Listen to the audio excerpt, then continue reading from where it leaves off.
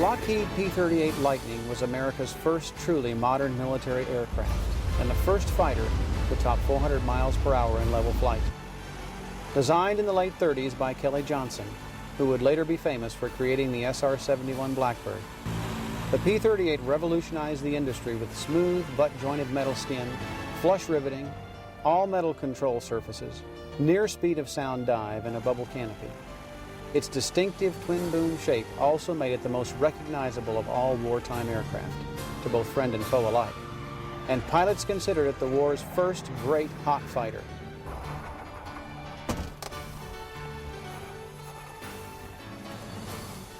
I'm delighted to welcome you to another Roaring Glory Warbirds program as I take you along to fly Lockheed's famous World War II fighter, the P-38 Lightning.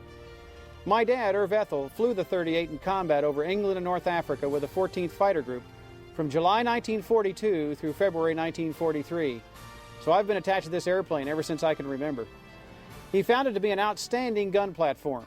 He got 4 confirmed kills and 1 probable in the air, and that was in a single mission, and another 10 on the ground.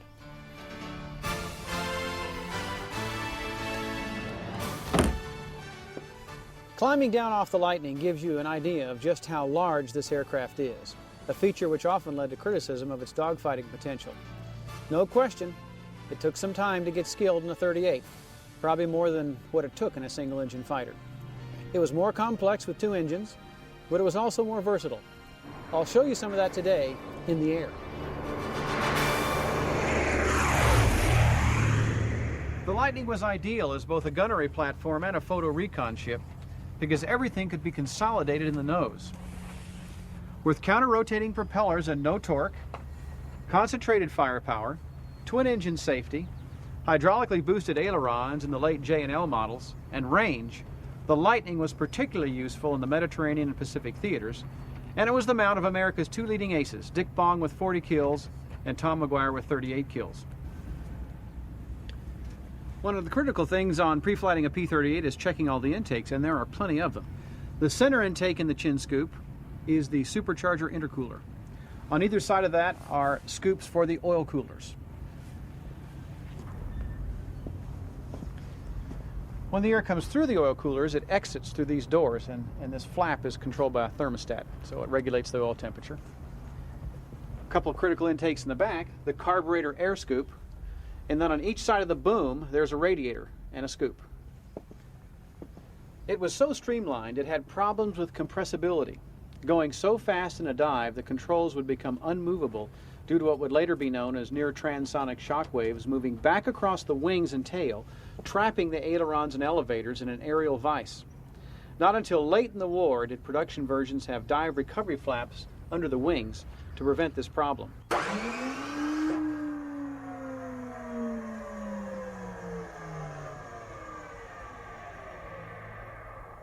The P-38 proved to be the most adaptable of all wartime fighters, able to perform and perform well any number of missions assigned it.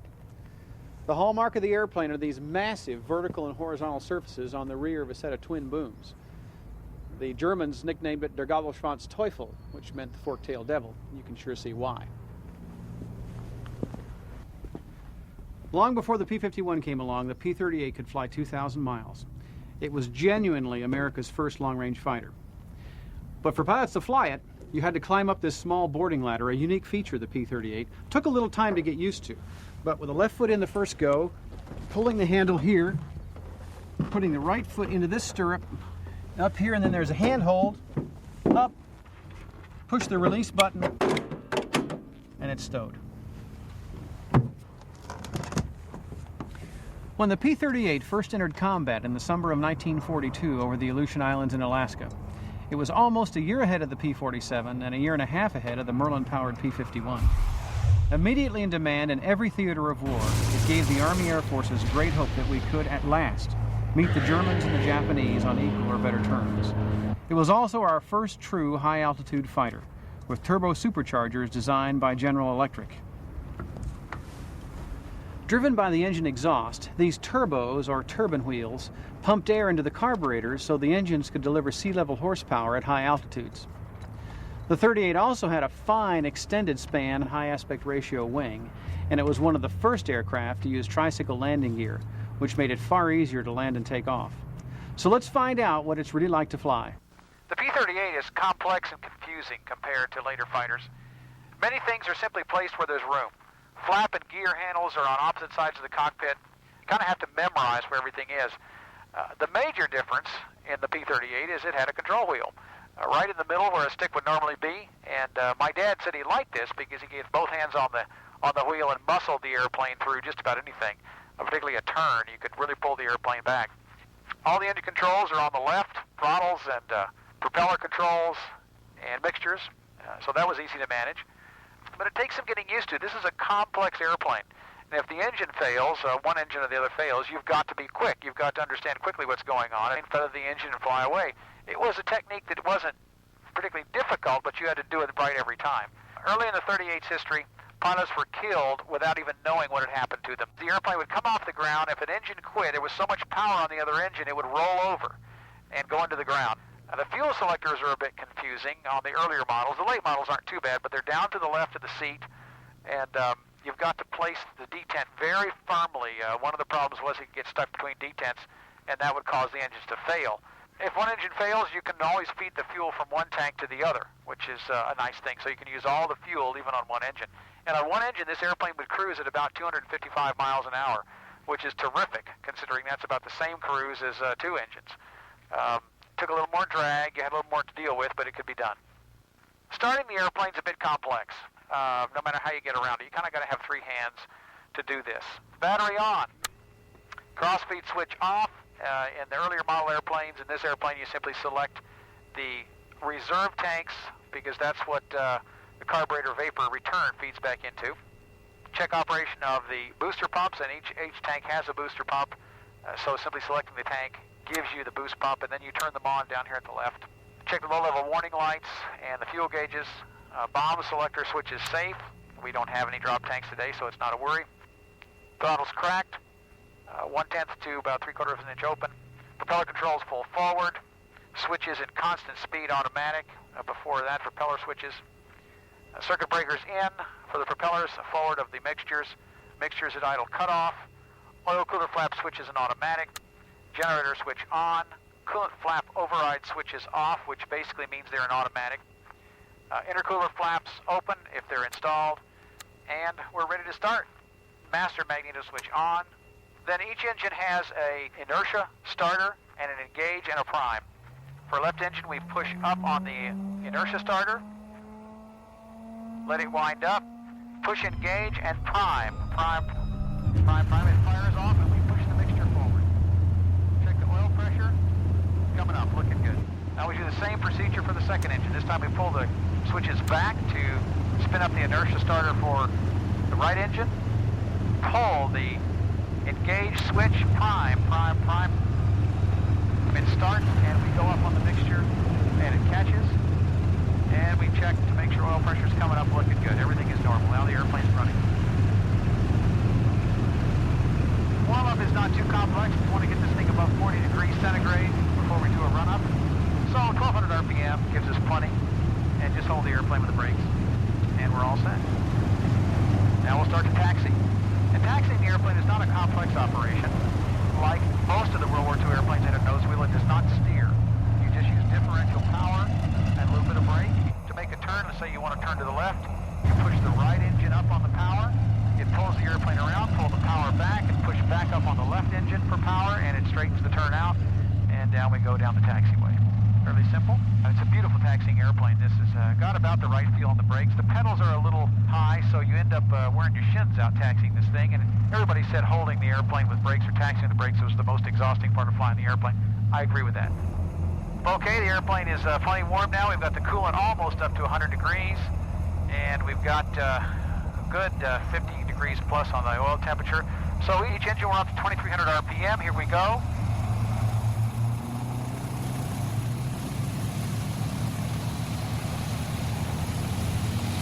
Airplane's easy to hold on the brakes. We got 2300. We'll check the mags.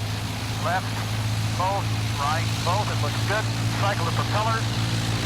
Go. They work fine. Then we'll check the props in manual position. Decrease.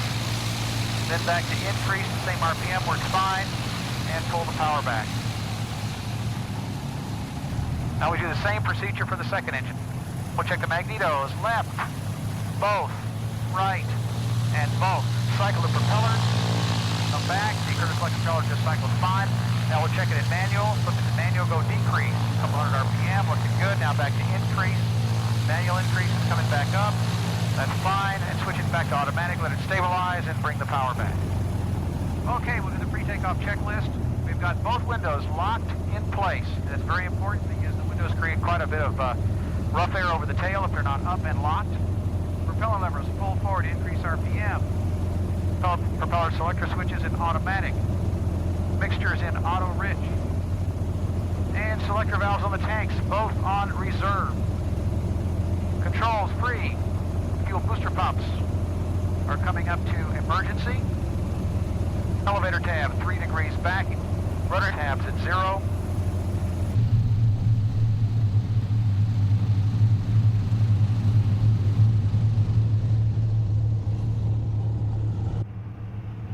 Now we'll line up on the runway, and we want to make sure the nose wheel is straight, because if you get it cocked and you come up on the power and let go, it will lurch to the side it's pointing. So I'll roll a little bit, test the brakes a little bit, looking good. Okay, now we're holding the brakes. Now we just come smoothly on up to about 30 inches plus. In the manual it says go to 46, but we really don't need that much. Release the brakes, here we go, and then push right on up to 52 inches of manifold pressure. This thing really gets going fast. I mean, this is great acceleration. Before I know it, I'm right at 70. Bring the wheel back at 90. Now we're flying off at 90, looking good. Everything is looking great. Make sure the RPMs are fine. Up on the gear. Okay, power back to 46 inches, slowly, and 2,600 RPM.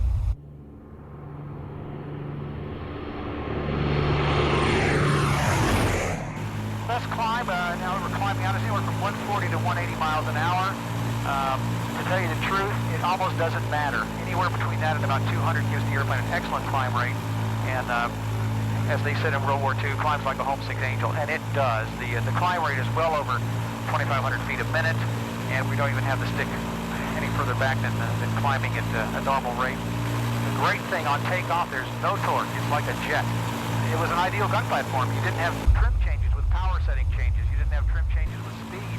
You could simply pull the nose up or push it down, and nothing changed. You could track beautifully. There isn't near the noise level in here that I expected. In single-engine fighters, you've got those exhaust stacks up front, and they come right back into your ears. Here, the turbos are back behind you, and it's very smooth indeed. This is certainly a Cadillac of an airplane. That's the first surprise. I think I was expecting a little more vibration, a little more noise. It doesn't have it. It's very smooth. The weak point is you can't see out either side down. The engines are truly in the way, and this very long wing sticks out there, so you're stuck. You're going to have to roll the airplane over to see something, which is kind of fun, but it was a liability in combat for being able to keep track of enemy fighters that were near you. Like all Lockheeds, the 38 is smooth with excellent ailerons. Personally, I love the wheel in this thing. With 2 fighter stick grips, one really has a feel like he's got a handful of airplanes.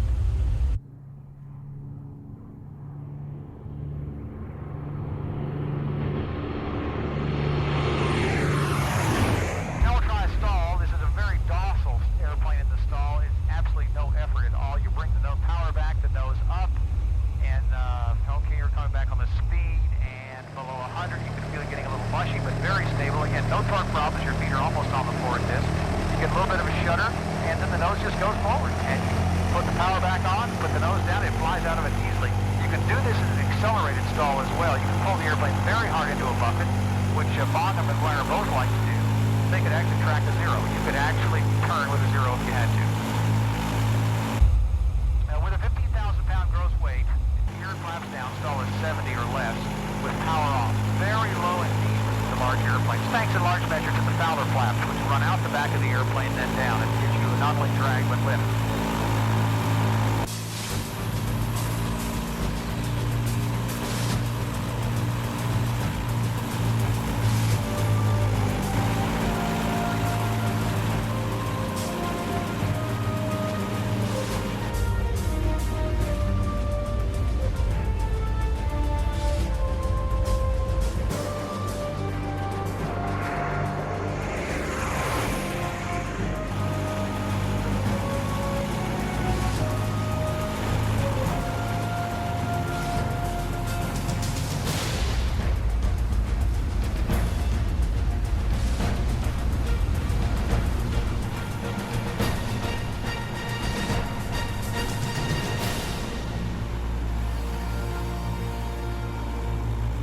as maneuverable as smaller fighters. Make no mistake, the 38 can hold its own. The guns don't have to converge fire at 250 yards like a single-engine airplane does. You can hit a target from 10 feet to 1,000 feet, or even further, particularly with a 20-millimeter cannon. And you were going to hit the target if you were halfway decent. It had one notch back, if you just grab the flap handle, one notch back for a maneuver flap. And you could just grab it, throw it back, and you immediately get the ability to increase the turn rate of the airplane. It basically increases the size of the wing. So you have more wing area, more lift, and therefore you can turn tighter. This can only be done below 250 miles an hour, according to the manual. That's about the only time you're really going to need it in a slow-speed fight. The problem there is if you start getting too slow, you're going to have to get out of the fight sometime. You're going to have to extend away. And Dad said that was the real problem. You couldn't let yourself get suckered into using it all the time. He was jumped one time by over 2109s and managed to fight his way out by using asymmetric power in maneuver flap. Make the turn, come back on the power, on the inside engine, up on the power on the outside engine. Think the thing would just turn on a dime. Then you come back on the power to, with both of them, up the flaps and extend away. That was the plus of having two engines. The aileron boost gives the 30 a high roll capability. Aerobatics are soaring excursions through the air. Rolls and loops are wonderful. The whole impression is of a very solid, rugged machine with an excess of power. To increase the rate of roll, just feed in a boot full of rudder, and with the two of them, it will really go around. Nose down, I'll get about 250. Up we go. And just throw the wheel around, and it absolutely comes around beautifully. One of those beautiful rolling airplanes I think I've ever flown. Now we'll do a reverse, come up over the top. Pull back, is very light on the elevators, absolutely no effort at all.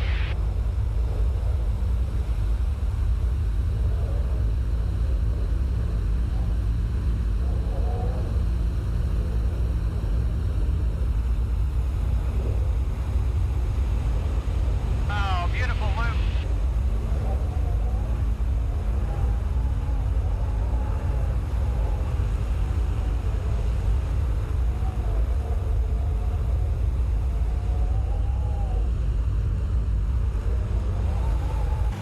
One of the big myths about the P-38 was the safety of bailing out. There was a great fear that you would hit the horizontal stabilizer behind if you jumped out. Well, I suppose you could work at it and do it, but there were two ways of getting out. One is to bring the power back, get the hatch off, get the windows down, and then crawl on the wing, slide off the wing head first back. You would miss the horizontal by 4 feet easy. Or roll over on your back, trim the airplane so it holds a bit of inverted flight, and then just fall out. Both systems work quite well. At high speed, all you do is pop the hatch and it gets sucked out if you let go of the seat belt because you're going so fast.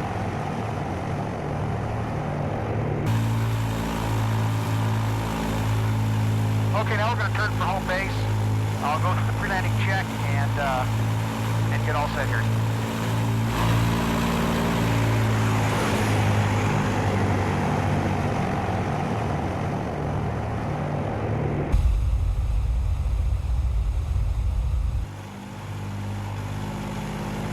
So I'll do a 360-degree overhead approach, which is, of course, the military system, but it's also very safe because you've got an excess of speed, and if something quits, you can pull the airplane up and still get back down on the runway. So here we go, back across the runway.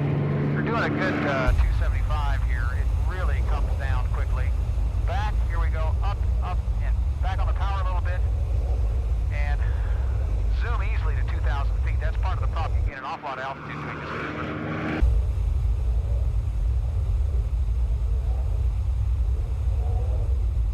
And the speed now is coming down to below 175, which is gear speed. I'll wait till about 160. Here we go. Gear comes down. And we'll wait for the gear to cycle. We'll watch for the gear warning light to come out. It's a red light, and if it's out, that means it's either up or down. The way we've certainly checked it down, look out on either side of the cowling where they polished a little oval shape, and you can see the nose wheel in that polished oval shape. And there it is. And also we have a little hole in the cockpit floor that says the door is open, the gear is down. Come around on base to final. We're doing about 120. Okay, now we're heading for the fence. On final, we want to bleed the speed down. We're down to 110. We're down to 105, and over the numbers at 100. And just start bringing the wheel back. And this thing lands beautifully. You can bring it way back and land it like a B-25 on the rear of the main, and it'll squeak on if you've got the speed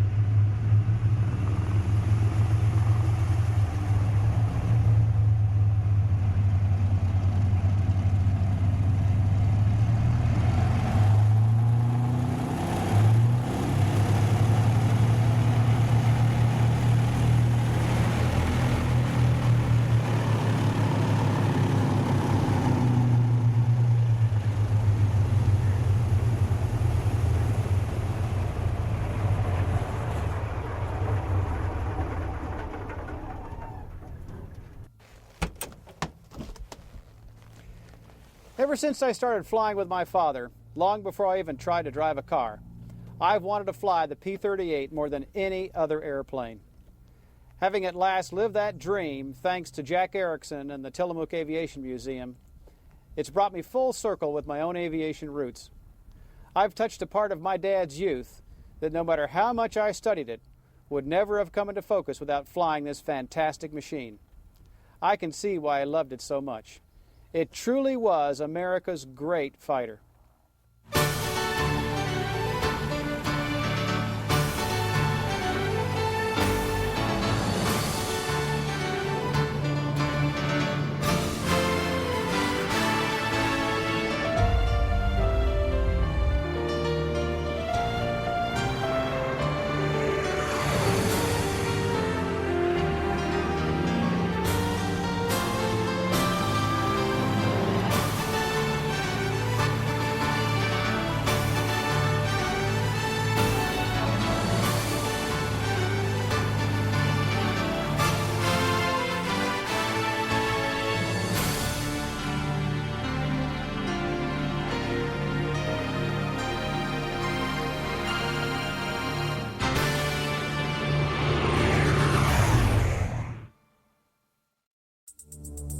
On today's episode of The Young Pilots, a squadron of P-38s sets out on a dangerous mission, escorting bombers over the heart of Berlin.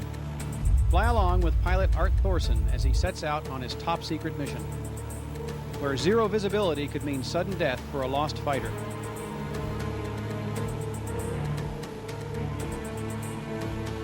Pilot Richard Brown takes us to the Philippines for his true story of the 68th Fighter Squadron, the Lightning Lancers. On the 10th of April, 1945, Richard Brown's firebombing run over Cebu City suddenly becomes a battle for survival, when his engine shot out over enemy territory, and the only way to go is down. Combat was terrifying, but pilots joined up to fly the greatest airplanes ever built. They seldom thought of the killing they had to take part in. These machines represented freedom, beauty, adventure. The legendary Charles A. Lindbergh said the P-38 Lightning combined them all. Freedom in the unlimited horizon, on the open fields where one landed, beauty in the earth and sky as it brushed the treetops with the birds, and adventure in each puff of the wind.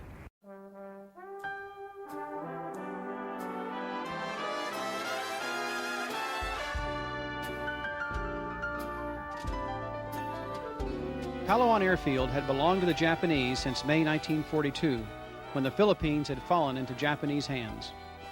American fighters had been pounding the runway at Palawan, keeping it full of craters, denying the enemy its use. Finally, after daily bombings, the Japanese retreated, and the U.S. Army had taken control of the strategic airfield. The Navy Seabees had quickly built a 3,000-foot steel runway.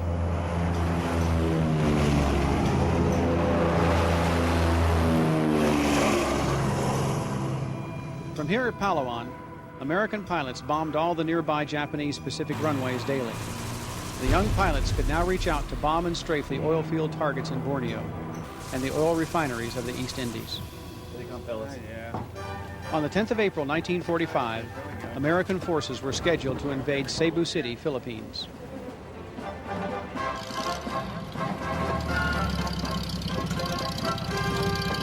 The 68th Fighter Squadron, the Lightning Lancers, was ordered to send 8 P-38s with firebombs to support the landing American troops.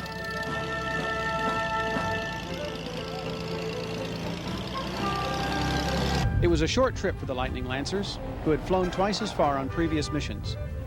But it still was to be a very dangerous journey, since Cebu City's Japanese air base was surrounded by anti-aircraft batteries, which were shooting down American planes and pilots as fast as they could be replaced. One of the young pilots in the Lightning Lancers was a kid named Richard Brown. For this young man, today's seemingly routine mission would change his life forever. In my high school classes, I studied and had an interest in sailing ships and traveling all around the world. The name I remembered most was Magellan. It had taken Magellan 3 years, but he was really the first to circumnavigate the world and prove for sure that the Earth was round. Magellan loved the Philippines. But it was here, near Cebu City, that the natives killed Magellan in 1522. Because the runway was so narrow, we took off one at a time. I circled the field once, and all the planes were in formation, on course. Approaching the target, I called the Army ground controller. He said Japanese troops were on the road moving to reinforce those on the beachhead.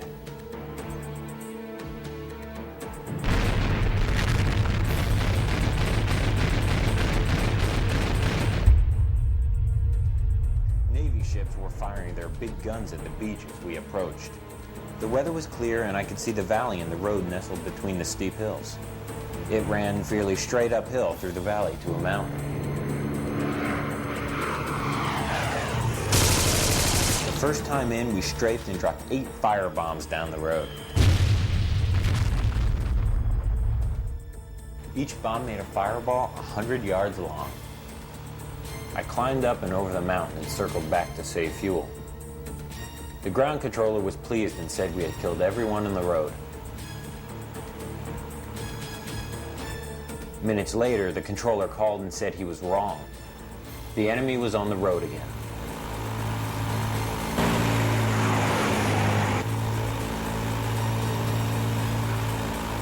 We came in again firing guns and dropping 8 more firebombs.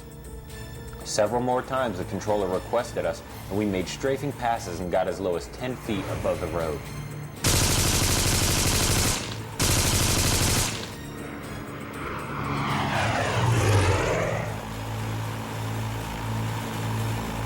On the next pass, I was low to the ground and my plane was hit.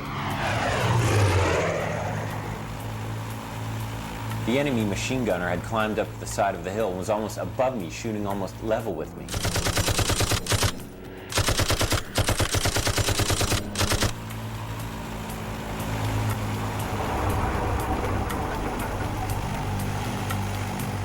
My left engine quit.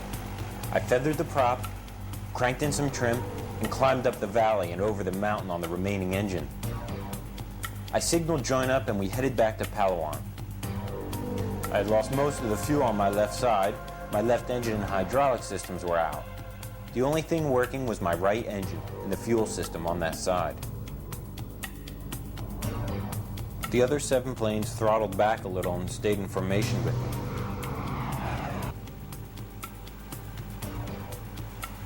When my plane was hit, I immediately thought of Magellan because Cebu City was where he died. Would that be my fate too? I was lucky the gasoline and leaking hydraulic fluid didn't catch fire. I can thank the Lord and the Lockheed Company for installing bulletproof tanks in the P-38.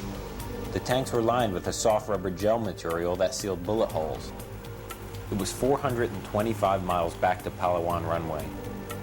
The runway was made of a pierced steel plank, we called it PSP. Pilots talked about getting their planes caught in the beginning end of the PSP and rolling it up like a clock spring around the airplane. If the plane caught fire, that would be the end. The Lightning was still a good flying aircraft on one engine. It could still go 300 miles an hour. But I was glad I wasn't 850 miles from home base on one engine. I called the control tower 50 miles out to tell them I was on one engine and would be making a straight-in landing, because I didn't have enough gas to circle the field. Without my flaps, touchdown speed would increase about 80 miles an hour to 160 miles an hour. There was about 100 feet of dirt runway between the ocean and the PSP. Beyond the runway was 2,000 feet of very rough ground. I had no normal landing gear system, so I had to use the emergency system with a hydraulic hand pump on the side of the cockpit. I pumped and pumped and pumped, and the nose gear finally was down and locked. But I couldn't get a gauge indication that my 2 main wheels were locked. I knew the wheels were down because I could look to each side and see that the gear doors were open. I was about to land with only the nose gear confirmed down and locked.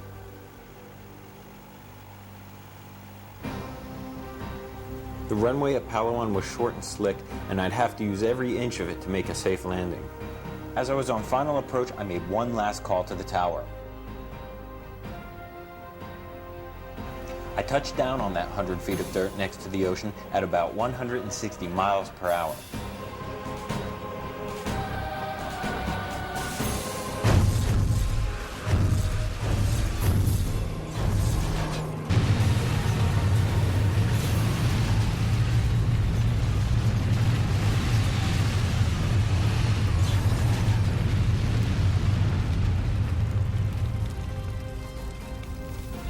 Because I was in the center of the aircraft, I wasn't hurt badly.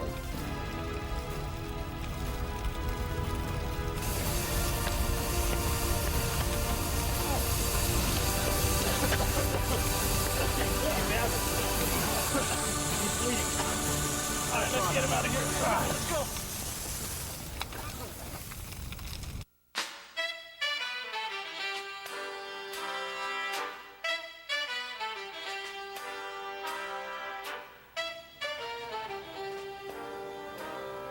That night, I discovered that what looked like just a nasty little bruise and maybe a tiny cut was something else.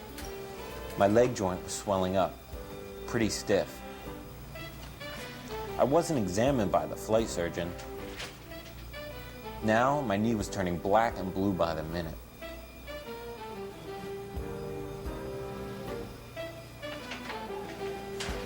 The swelling finally went down. Only now my left knee would pop out of joint sometimes. You okay there? You got a problem? Whoa, pal. Oh. If someone was with me, I would have them pull on my ankle until the knee snapped back into place. Think about your girlfriend there. You got that? Yeah, it's gonna hurt pretty bad. I carried a piece of parachute cord in my pocket at all times. So if I was by myself, I would simply wrap the cord around my foot and yank my knee back into joint.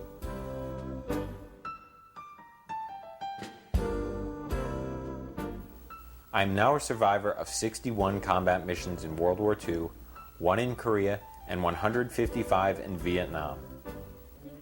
In 35 years of service to my country, I flew 2,000 hours over enemy territory and a total of 8,000 flying hours.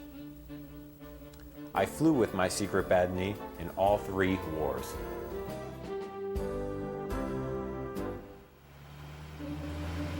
Talk about playing hurt. A disabled combat veteran in 3 wars? If that's not some kind of record, it ought to be. America's young fighter pilots arrived in England to escort American bombers on raids over Germany.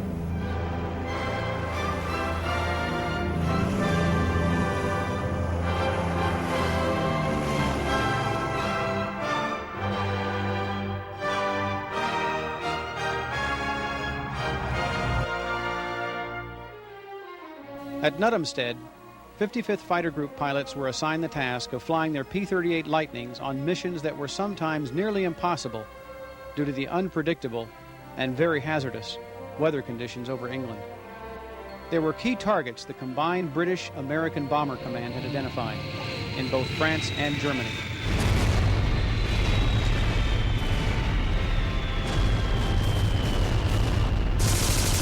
Industry was at the top of that list. But smaller targets were fair game too, like gun emplacements, beach defenses, communications facilities, and ammo dumps.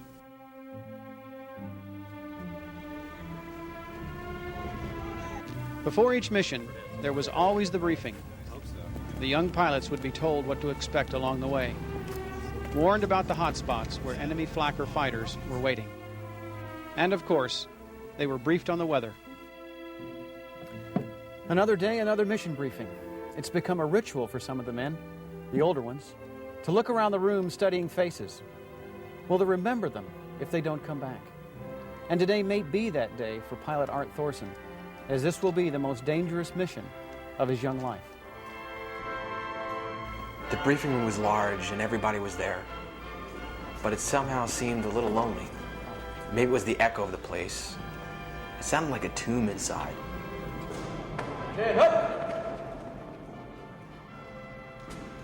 Colonel Jenkins turned, picked up a pointer, and stepped to the red curtain covering the wall map. Quickly, he drew the curtain aside, and one could see the crimson ribbon stretching from our field at Nuthamstead to deep in Germany. Good luck. The colonel passed the pointer to Major Welsh. Today you're going on a long-range mission. You'll be in the air for more than 6.5 hours. You'll be escorting a rather large... The veteran's eyes were surrounded by wrinkled and sunburned flesh. Having some help. Pilots fresh from the States had pink, unwrinkled faces. Today we're going to be flying in both high I suddenly and low realized I was elevations, studying the faces of the men so more watch out intently not with only each briefing. For Jerry, but we've got to watch out for each other as well. Now we'll be bypassing two... It was as if I didn't know who large was coming south, back again, and wanted each that of those cities one will last have look to remember them heavy by. reinforcement of backpack, and remember, Jerry is always in the sun, so let's keep Intelligence an eye out for him. reports indicated that Jerry's had moved more 88s into the Amsterdam area, We've got friends so we'd get more than the usual amount of flak going in, and it'll get heavier at Hanover. And everything, including the toilet seat at Berlin itself. On the way back, you should be Going okay. in, we'd probably encounter fighters at Hanover, again in Ostersleben and Brunswick. If we do a good escort job, they will have hit Jerry where it hurts. With that, he handed the pointer to the weather officer and sat down. Visibility is down to about half a mile, so you won't see the end of the runway on takeoff. It should be better when you come back. The soup should thin out about 18,000. By 20,000, you'll be in the clear. Temperature at 20,000, about minus 52. Now, the soup should taper off by the time you reach Osnabrücken. After that, clear skies and unlimited visibility all the way to the target. This is indeed an instrument mission, gentlemen, but I foresee no icing conditions. Well, that did it. We all knew that every time the weather officer predicted no icing conditions ahead, it was a sure bet we'd fly right into ice. And nothing could kill us fast or as sure as all of your controls frozen up above 20,000 feet. Well, that was the wrong thing to think about now. So like always, I said so long to my crew chief, Sergeant Harmon, and promised to bring him his plane back without a scratch on it.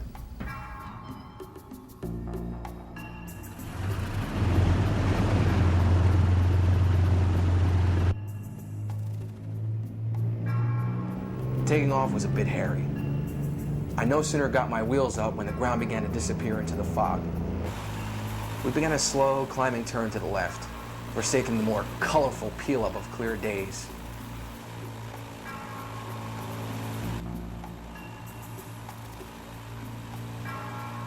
My eyes moved continuously between my instruments and Captain Weitsch's ship, for I was flying his wing again.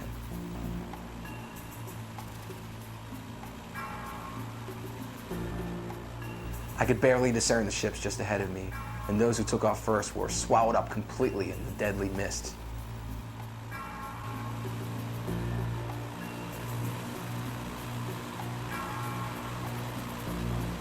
In school, we were never taught to fly in tight formation in this stuff. It would have sent air safety officers screaming to their mistresses for comfort. The weather wrapped around us like a fuzzy cocoon. It was like flying through a bottle of milk. The radio was silent. Good discipline. If anyone was spinning in, he wasn't telling the others about it.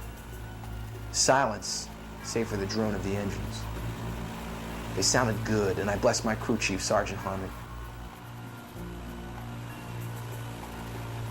How many hours will it take to fly through this stuff? I kept checking the surfaces of my flaps, checking out the leading edges of my wings, looking for the first tiny signs of ice crystals building up. I looked at my altimeter, 24,000 feet. What did old Lieutenant Coldfront say? We'd be in the clear by 20,000 feet. How can you tell by wetting your finger and sticking it out the window? 24,000 feet and the stuff was as thick as ever.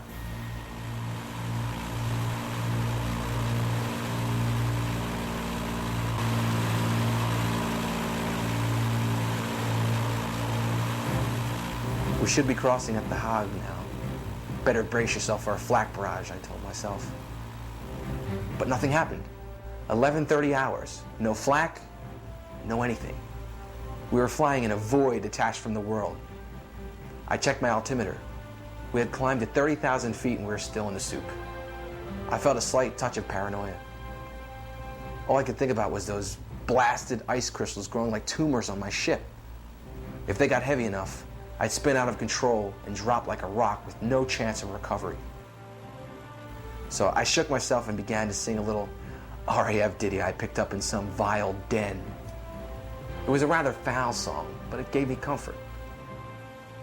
By the time I got to the Queen of Spain was a glamorous dame, and amorous dame was she. My paranoia pretty much left me. so I abandoned the wretched song. Suddenly we broke clear into sunny, unlimited visibility. Sunlight.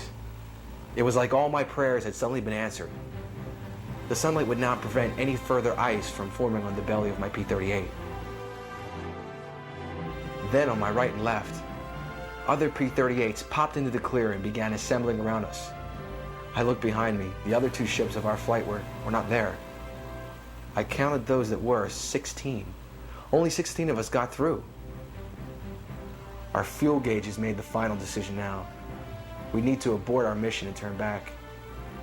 I prayed the others had turned around and made it safely back to base. After spotting some 109s, we once again picked up a heading for England, plunging into the wall of stratocumulus that obliterated the continent.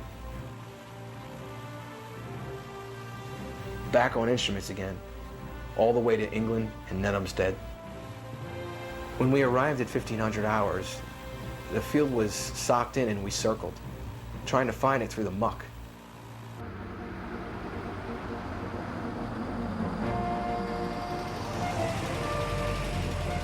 Then someone on the ground with a high IQ dispatched a jeep load of signal flares and 2 enlisted men to the end of the field where they took up positions on each side of the runway and proceeded to light the flares. Beautiful. We could see the flares.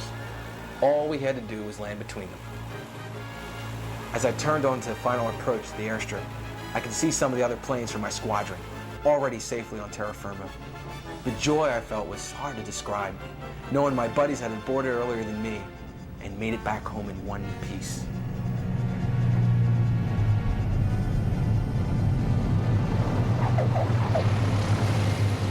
I said a prayer, one of thanks to God, and to the guys and gals back in the States who designed and built my Lightning. Together, they all had brought me home.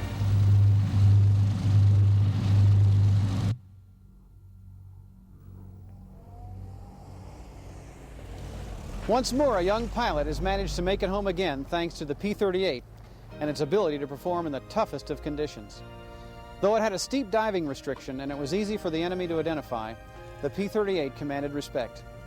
Undeservedly referred to as P-crash by some, mostly due to inexperienced instructors and pilots who'd never flown high-performance twin-engine aircraft, the 38 was the only American fighter in continuous production from before the war until the end of hostilities. The long-range Lightning served in every theater and was credited with shooting down more Japanese aircraft than any other Army Air Forces type.